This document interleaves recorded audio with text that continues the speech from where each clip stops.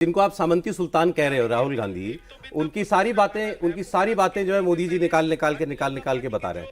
उनका एक पुराना वाला वीडियो भी आ गया, वो सही है कि वो आया 2012 की यूपीए के इलेक्शन का, जिसमें उन्होंने कहा कि हम आएंगे तो मुसलमानों को आरक्षण देंगे। प्रधानमंत्री कह रहे हैं मैं होने नहीं दूंगा। मैं तो आपसे डायरेक्टली पूछ रहा हूँ, बीइंग अ मुस्लिम आपसे पूछ रहा हूँ, मुसलमानों को आरक्षण मिले ना मिले? देखिए, मुझे लगता है कि कोटे के लोटे से आरक्षण की अफीम पिलाने का जो धंधा है वो बंद करना चाहिए। ये कोटे के लोटे से आरक्षण की अफीम पिलाने का ये धंधा जो है वो कोई पहली बार तो है नहीं सर। आप कमाल, आप ये बताइए ना, आप ये इन्होंने जो है वो कोटे के लोटे से आरक्षण की अफीम चटाया और उसके बाद कहा कि वोट दे दो हमको, वोट ले। ये उन्हें भी मालूम है कि कॉन्स्टिट्यूशनली आप धर्म के नाम वो पर छोड़ दे, छोड़ दी, मिलना चाहिए नहीं मिलना चाहिए? नहीं, क्यों मिलना चाहिए, मैं पूछ रहा हूँ। ठीक है, एक तो आरक्षण वाली बात है। प्रधानमंत्री ने कहा कि जो राहुल गांधी कहते हैं ना मैं इकोनॉमिक सर्वे कराऊंगा, वेल्थ रीडिस्ट्रीब्यूशन वाली बात वो कहते हैं, उसमें हुआ कि प्रधानमंत्री ने कहा कि ये आपका हक छीन करके आम बाकी हिंदू जनता का उनको दे देंगे जिनके ज्यादा बच्चे होते हैं मुसलमानों को। देखिए, यही क्लियर थे, मुसलमानों के ज्यादा बच्चे होते हैं कि नहीं होते हैं? देखिए एक बात, क्योंकि ओवैसी जी कहते हैं कि जाके घरों में जाके चेक करो कि बताओ किस। देखिए इस बारे में जो इन्होंने कंफ्यूजन क्रिएट करने की कोशिश की, वो खुद अपनी ही चतुराई के चक्रव्यूह में फंस गए, चाहे वो राहुल जी हों और चाहे उनके और साथी हों। एक चीज़। दूसरी चीज़, एक चीज़ आप बताइए, जो ये पप्पू के प्रॉम्प्टर प्रोफेसर हैं जिन्होंने कि ये इसको जो है बढ़ाया था आगे, आपने देखा होगा, जो विदेश में रहते हैं, सैम पित्रोदा, हाँ, सत्यनारायण गंगाराम, हाँ, पप्पू के प्रॉम्प्टर प्रोफेसर भी उन पप्पू को पास नहीं करा पा रहे हैं। उन्होंने जो है वो कहा कि जी ये जो वेल्थ है उसका इक्वल डिस्ट्रीब्यूशन होना चाहिए। अरे भाई, क्या मतलब होना चाहिए? आप किसकी वेल्थ छीनोगे, किसकी, या आप जो है वो हेल्थ छीनोगे, क्या करोगे भाई आप?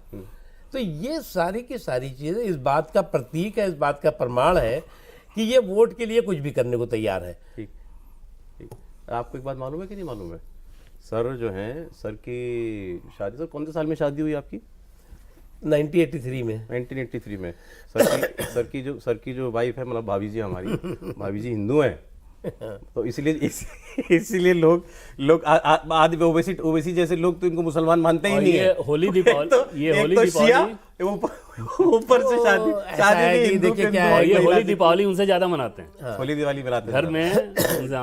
कुछ लोग क्या है रंग बिरंगे रहते हैं। सर्टिफिकेट की दुकानें चलती रहती हैं कि जैसे फतवे की कहीं दुकान चलेगी, कहीं सर्टिफिकेट देंगे, ये हिंदू है, ये मुसलमान है, ये नहीं है, ये राष्ट्रवादी है। 83 में शादी हुई आपकी, अच्छा हुआ। आज होती तो कहते लव जिहाद किया है आपने। लव जिहाद बता दिया जाता है। अंतर है सौरभ, अंतर है। देखिए, मजाक कर रहा हूँ, लेकिन ओवैसी जी ने पूछा, शाहनवाज हुसैन बताएं, मुख्तार अब्बास नकवी बताएं, जिन्होंने हिंदू महिलाओं से शादी की है, कि क्या ये लव जिहाद है कि नहीं है?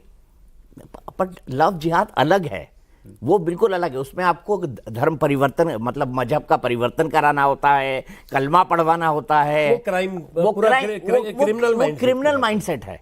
ये बिल्कुल अलग है। लेकिन रियलिटी लव जिहाद देश की अब वो है नहीं है, लेकिन वो क्रिमिनल माइंडसेट के साथ लोग कर रहे हैं। और ये जो हो रहा है, देखिए क्या है, एक चीज़ मैं बताऊं आपको, आप भी बहुत पहले से सुनते होंगे, हम भी सुनते थे कि कुछ जो है वो मिशनरीज हैं, कुछ जो है वो इस तरह के तबलीगी टाइप की जो संस्थाएं हैं, वो ये इस धंधे में लगी हुई रहती हैं।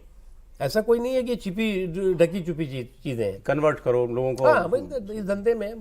सर कोई थॉट है देश के, वाकई में क्या कोई सच्चाई है कि आबादी बढ़ानी है मुसलमानों को देश की? क्या ये आपको लगता है कम्युनिटी? अच्छा, आप एक बात बताओ, आबादी बढ़ा करके दुनिया की कौन सी ऐसी कम्युनिटी है जिसने राज कर लिया हो? अगर इस देश में इससे पहले मंगोल आए, मुगल आए, अंग्रेज आए, तो क्या ये आबादी के साथ आए हैं क्या? इस गलतफहमी को जो लोग जो है, जो कठमुल्लावाद जो है वो फैलाता है कि आबादी बढ़ाओ तो तुम कब्जा कर लोगे, ऐसा होता नहीं है। कोशिश हो रही है, लेकिन ऐसी आपको एजुकेशन चाहिए, कोई एम्पावरमेंट चाहिए। कोई ऐसी कोशिश कर रहा है? आपको लगता है कोई वर्ग है? मुझे लगता है ये अगर कोई कर रहा है तो बेवकूफ़ है। दो उदाहरण सौरभ जरूर, कि ऐसे मोदी और मुसलमान हम लोग चर्चा कर रहे हैं, उसमें दो उदाहरण के हिसाब से आप समझें तो पीएम मोदी की जो थिंकिंग है वो समझ में आएगी। जैसे एक लेटेस्ट अभी उदाहरण दूँ आपको, कि 1.5-2 महीने पहले की बात है, एक मुस्लिम डेलीगेशन गया था पीएम से मिलने, 12 या 13 लोग थे, उसमें कश्मीर के भी लोग थे। उसमें बातचीत में लगभग 1 घंटे की बातचीत हुई थी। वो मीडिया में नहीं आया, कोई रिपोर्ट नहीं किया गया, कोई प्रेस रिलीज नहीं, कुछ नहीं। डेलीगेशन में जो लोग मौजूद थे उनमें से जब मेरी बातचीत हुई तो उनका ये कहना था कि पूरा 1 घंटा मुस्लिम डेवलपमेंट कैसे हो इसको लेकर बातचीत हो रही थी। उसमें एक शख्स ने कहा कि सूफी सर्किट क्यों नहीं हो सकता। पीएम ने तुरंत kha कि बिल्कुल हो सकता है और हम लोग, हमारी सरकार इस पर कुछ सोच भी रही है, आप आइडिया दीजिए, उस पर हम काम करेंगे। दिलचस्प क्या था कि एक शख्स ने उसमें यह कहा कि राम मंदिर को लेकर हम लोग चाहते हैं कि मुसलमानों का डेलीगेशन वहाँ पे हम लोग बहुत ज़्यादा लोगों को लेके जाएं, और पीएम ने उस बात पर ध्यान ही नहीं दिया। उनको सीधे ये समझ में आ रहा था कि ये यहाँ पे पॉलिटिक्स घुसाने की कोशिश कर रहे हैं और अपीज करने की कोशिश कर रहे हैं मुझे, तो उससे उनका मतलब नहीं था। तो पीएम के थिंकिंग के लेवल पे एक उदाहरण ये से आप समझ सकते हैं कि वो कितना क्लियर है कि सबका साथ सबका विकास कहते हैं तो दिमाग में क्या वही है भी। दूसरा उदाहरण 2003 का आप गुजरात का लेकर देखें तो सीएम हाउस में जब एक मुस्लिम डेलीगेशन वहाँ पे गया हुआ था और डेलीगेशन ने ये कहा कि अब हम बातचीत थोड़ा जल्दी ख़त्म करेंगे क्योंकि हमें नमाज अदा करने जाना है। पीएम ने कहा कि मुख्यमंत्री ऑफिस में ही आपकी नमाज की व्यवस्था की जा रही है, आप नमाज कर लें और फिर आगे की बातचीत हम लोग यहीं जारी रखेंगे। तो गवर्नेंस के लेवल पे तो कोई भेदभाव का मसला ही नहीं। दिक्कत वहाँ आती है कि जब पॉलिटिक्स पे आप आते हैं और अपोजिशन अगर अपीजमेंट कर रहा है तो उसका विरोध आपको करना ही करना है, और अपीजमेंट के विरोध को सीधे एंटी मुस्लिम प्रोजेक्ट कर दिया जाता है।